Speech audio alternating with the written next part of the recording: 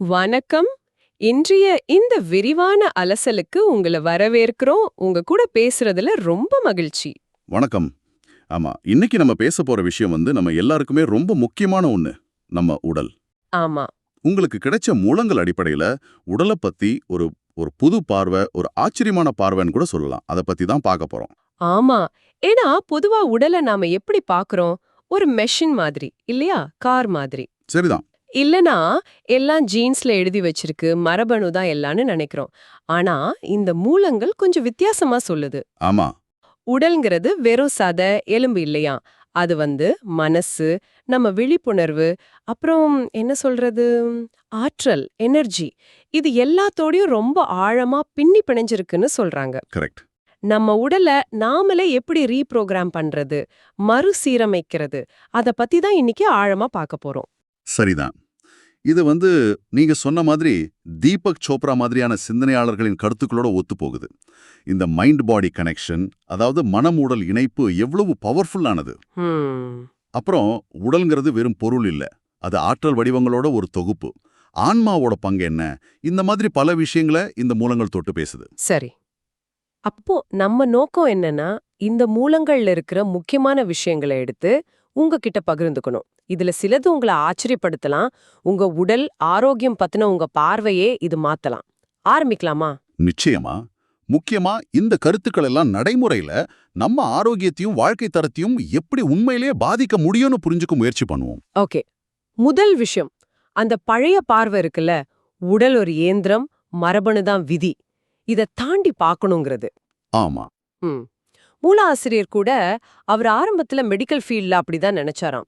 ஆனா பேஷண்ட்ஸ் கூட பழகும்போது அவங்களோட நம்பிக்கை, அன்பு, வாழ்க்கைக்கு ஒரு அர்த்தம் தேடுறது, இதெல்லாம் அவங்க உடல்நிலையில ஒரு தாக்கத்தை ஏற்படுத்துறத பார்த்திருக்காரு. ம். அப்போ புரிஞ்சிருக்கு. ஆமா. அப்போதான் அந்த மெக்கானிக்கல் பார்வை மட்டும் பத்தாதுன்னு உணர்ந்திருக்காரு, இல்லையா? மிகச்சரியா சொல்லிங்க. அந்த பழைய சயின்டிபிக் பார்வை அது முழுமையா விளக்கல. மூலங்கள்ல சொல்ற மாதிரி உடலுங்கிறது ஒரு ஓடுற நதி. ஆமா. ஒவ்வொரு செகண்டும் மாறிட்டே இருக்கு. நேத்து இருந்த மாதிரி இன்னைக்கு இல்ல. விஞ்ஞானம் சொல்ற விதம் வேற, நாம நம்ம உடம்ப உணர்ற விதம் வேற.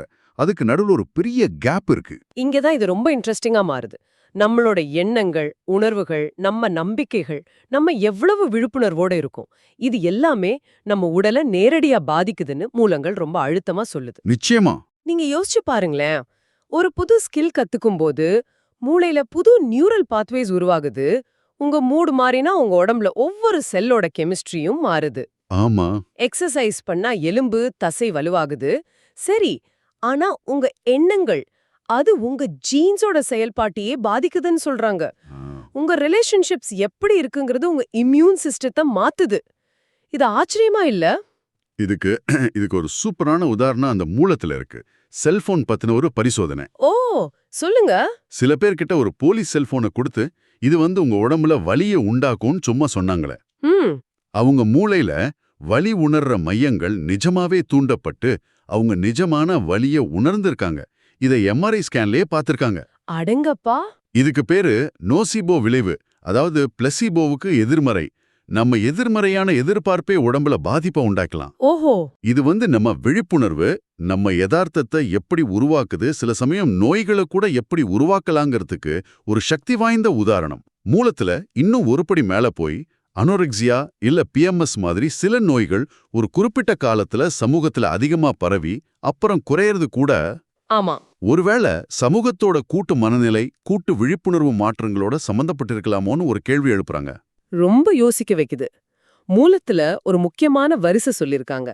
விழிப்புணர்வு, ஆற்றல், உடல். ஆமா. அதாவது நம்ம கான்ஷியஸ்னஸ் மாறினா அது நம்ம எனர்ஜி பேட்டர்ன்ஸை மாத்தி அது மூலமா உடலையும் மாத்துது. இது சில சமயம் மெடிக்கலா விளக்க முடியாத விஷயங்களுக்கு ஒரு காரணமா இருக்கலாம் போல. இருக்கலாம். உதாரணத்துக்கு அந்த ஹெல்சிங்கி ஆய்வு படிச்சேன். ஹார்ட் டிசீஸ் ரிஸ்க் அதிகமா இருந்த ஆண்களை 2 குரூப்பா பிரிச்சு பார்த்திருக்காங்க. ஒரு குரூப்புக்கு பயங்கர மெடிக்கல் கேர், இன்னொருத்தருக்கு சாதாரண கேர். ஆனா என்ன ஆச்சரியம்னா, அந்த சாதாரண கேர் கிடைச்ச குரூப்ல தான் இறப்பு விகிதம் கம்மியா இருந்திருக்கு. அப்படியா? ஆமா. ஒருவேளை நோய பத்தியே ஓயாம கவலைப்படுறதும் அந்த ரொம்ப இன்டென்சிவ் ட்ரீட்மெண்ட்டும் கூட எதிர்மறையா வேலை செய்யுமோ? இருக்கலாம்.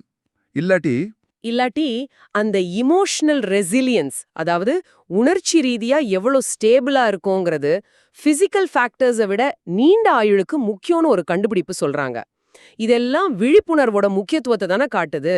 கண்டிப்பா இது நம்மள அடுத்த முக்கியமான கருத்துக்கு கூட்டிட்டு போகுது. அதாவது உடல் அடிப்படையில வெறும் சதை எலும்பு இல்ல, அது ஆற்றல் மற்றும் தகவல்களோட ஒரு தொகுப்பு. ஆற்றல், தகவல். ஆமாம், எனர்ஜி அண்ட் இன்ஃபர்மேஷன். ஆரோக்கிய பிரச்சனைகள்ங்கிறது இந்த ஆற்றல் வடிவங்கள்ல வர்ற தடங்கல்கள் இல்லைன்னா சிதைவுகள். நாம சாப்பிடுற மருந்து மாத்திரை கூட அது கூட ஒரு விதமான ஆற்றல் வடிவங்கள் தானாம். அது நம்ம உடம்போட ஆற்றல் சமநிலையை மாத்தி தான் வேலை செய்யுது.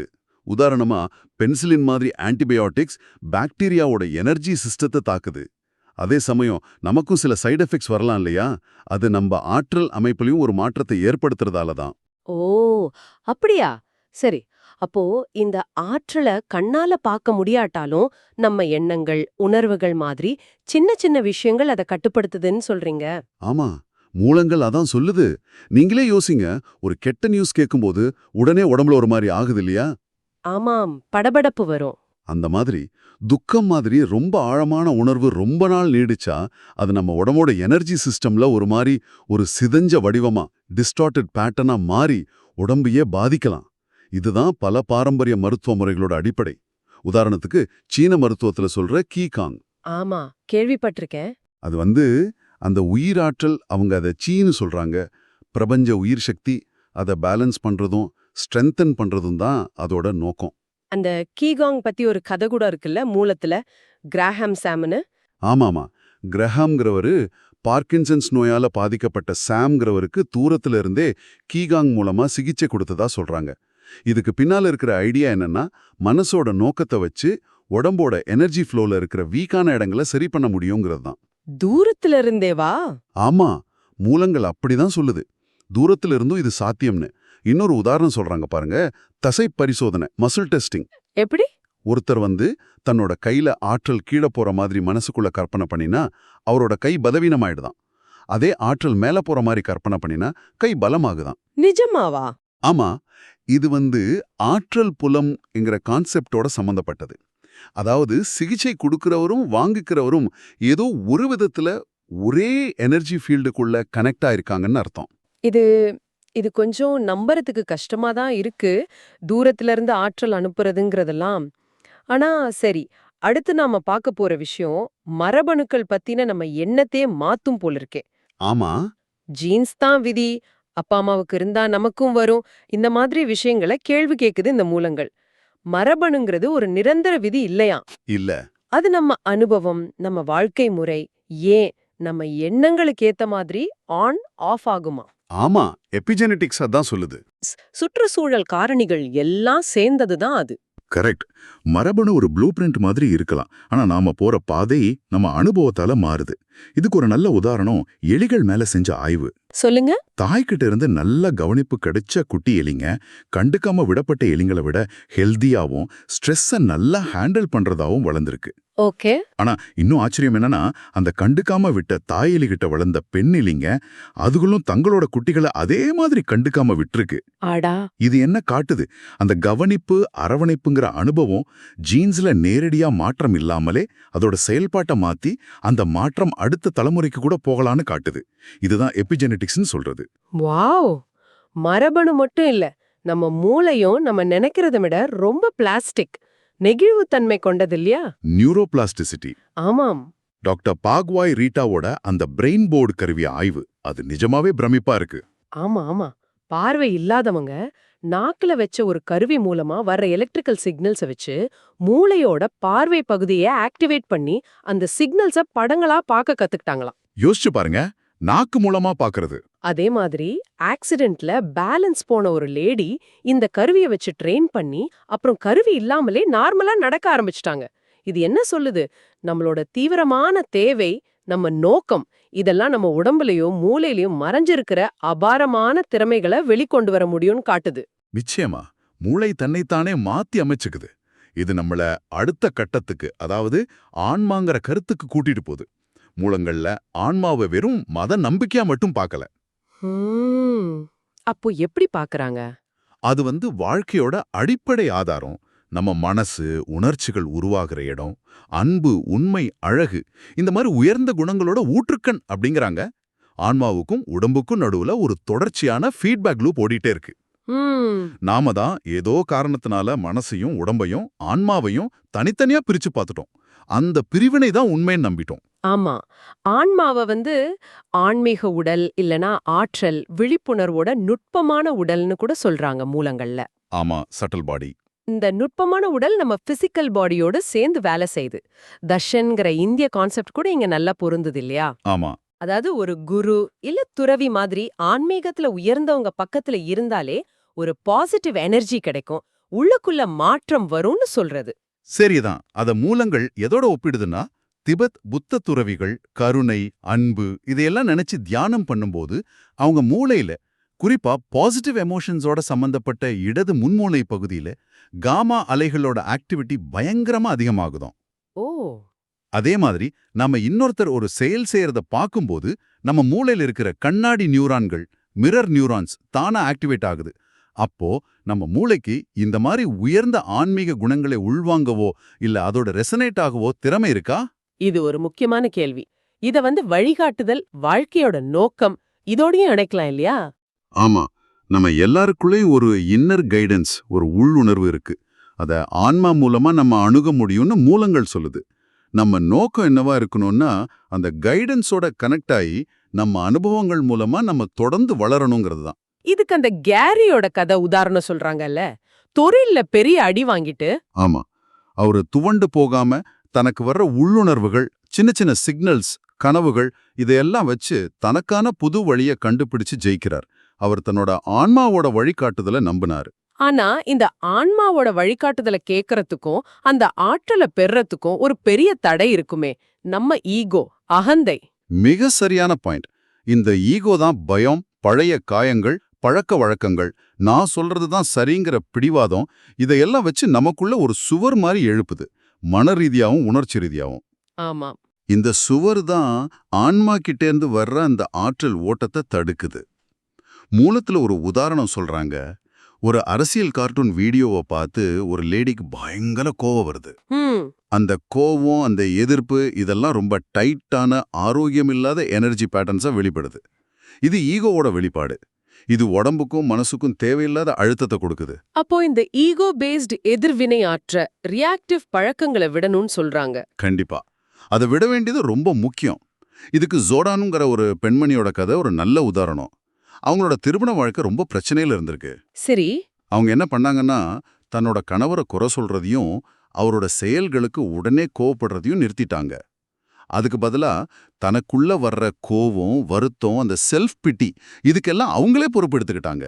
ஓ, தன்னை கவனிக்க ஆரம்பிச்சாங்க. ஆமா, அதை கவனிச்சு அத மாத்த முயற்சி செஞ்சாங்க.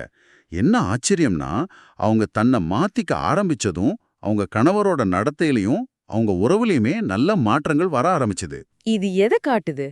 ஆன்மாவோட வழிங்கிறது ஏத்துக்கிறது, மன்னிக்கிறது, சுயநலம் இல்லாம இருக்கிறது. ஈகோவோட வழிங்கிறது ரிஜெக்ட் பண்றது, விமர்சனம் பண்றது, சுயநலமா இருக்கிறது. நாம எதை செலக்ட் பண்றோங்கிறது நம்ம கையில தான் இருக்கு. ஆமா, இத ஹேண்டில் பண்றதுக்கு மூலங்கள்ல நீ நானல்லான்னு ஒரு டெக்னிக் சொல்றாங்க. ஆமா, அது என்னன்னா, நமக்கு பயம், கோவம், பொறாமை மாதிரி ஈகோ ரியாக்ஷன்ஸ் வரும்போது உடனே அதுல மூழ்காம ஒரு ஸ்டெப் பின்னாடி வந்து அந்த உணர்வை கவனிக்கணும். ஓ, இது கோவம், ஆனா இது நான் இல்ல, இது என்னோட பழைய பழக்கமான ஒரு ரியாக்ஷன் அப்படின்னு உணரும்போது அது கூட நம்மள ஐடென்டிஃபை பண்ணிக்காம இருக்கும். ஆமா, அப்படி இருக்கும்போது அந்த ரியாக்ஷனுக்கு பதிலா ஆன்மாவை அடிப்படையா வச்ச ஒரு கன்ஸ்ட்ரக்டிவான பதில உருவாக்க நமக்கு இடம் கிடைக்குது. இதுக்கு 4 ஸ்டெப் சொல்றாங்க. 1, உங்க மையத்துல இருங்க, பீயிங் சென்டர்ட், அமைதியா, பேலன்ஸ்டா. 2, என்ன நடக்குதுன்னு தெளிவா பாருங்க, பீயிங் கிளியர். 3, நல்லதே நடக்கும் நம்புங்க, எக்ஸ்பெக்டிங் தி பெஸ்ட். 4, கவனிங்க, காத்திருங்க, அவசரப்படாம சரியான நேரத்துக்காக சரியான வார்த்தைகளுக்காக காத்திருங்க. அருமையான டெக்னிக் இது. ஆஹா, இவ்ளோ நேரம் நாம பேசினதோட சாராம்சம் என்னன்னு பார்த்தா, சுருக்கமா சொல்லணும்னா நம்ம உடம்பு மேலயும் நம்ம வாழ்க்கை மேலயும் நாம நடக்கிறத விட நமக்கு நிறைய கண்ட்ரோல் இருக்கு. நாம வெறும் மெஷின் இல்ல, விதியோட கைதிகள் இல்ல. நிச்சயமா நம்ம விழிப்புணர்வு மாத்துறது மூலமா நம்ம உடம்போட எனர்ஜி தன்மைய புரிஞ்சுக்கிறது மூலமா, நம்மளோட ஆழமான ஆன்மீக தன்மையோட, ஆன்மாவோட திரும்ப கனெக்ட் ஆகுறது மூலமா, நம்ம உடல் ஆரோக்கியத்தையும், நம்ம வாழ்க்கையோட அனுபவத்தையும் நாம மாத்தி அமைக்க முடியும். நம்ம உடல் ஒரு கதை சொல்ற புத்தகம் இல்ல. நாம தினமும் எழுதுற ஒரு டயரி மாதிரி. அழகா சொன்னீங்க. நம்ம எண்ணங்களும் அனுபவங்களும் தான் அந்த டயரிய நிரப்புது. ஆமா. மரபணுக்கள், இல்ல பழைய பழக்கங்கள், இல்ல சமூகம் சொல்ற நம்பிக்கைகள், இதெல்லாம் ஒரு எல்லைன்னு நாம நினைக்கிறோம். ஆனா அந்த எல்லைகளை தாண்டி போறதுக்கான சக்தி நம்ம ஒவ்வொருத்தருக்குள்ளயும் இருக்கு. உடலுங்கிறது நம்ம நனவு, நம்ம விழிப்புணர்வு, அதோட ஒரு கண்ணாடி மாதிரி. ஆமா. அது ஆரோக்கியமா, ஆற்றல் மிக்கதா வச்சுக்கிறது நம்ம கையில தான் இருக்கு. சரி. இந்த உரையாடலை முடிக்கிறது முன்னாடி உங்களுக்காக ஒரு கேள்வி. நீங்க யோசிக்க வேண்டிய ஒண்ணு. உங்க உடல் ஒவ்வொரு நிமிஷமும் உங்க விழிப்புணர்வை கவனிச்சு கேட்டுட்டே இருக்குன்னு வச்சுக்கோங்க. அப்படி இருந்தா இன்னைக்கு நீங்க உங்க உடம்போட என்ன மாதிரி பேச விரும்புவீங்க? இத கொஞ்சம் யோசிச்சு பாருங்க. இந்த ஆழமான அலசல்ல எங்களோட இருந்த உங்களுக்கும், உங்க நேரத்துக்கும் எங்க நன்றி. ஆமாம். மீண்டும் இதே மாதிரி இன்னொரு விரிவான அலசல சந்திக்கலாம். நன்றி.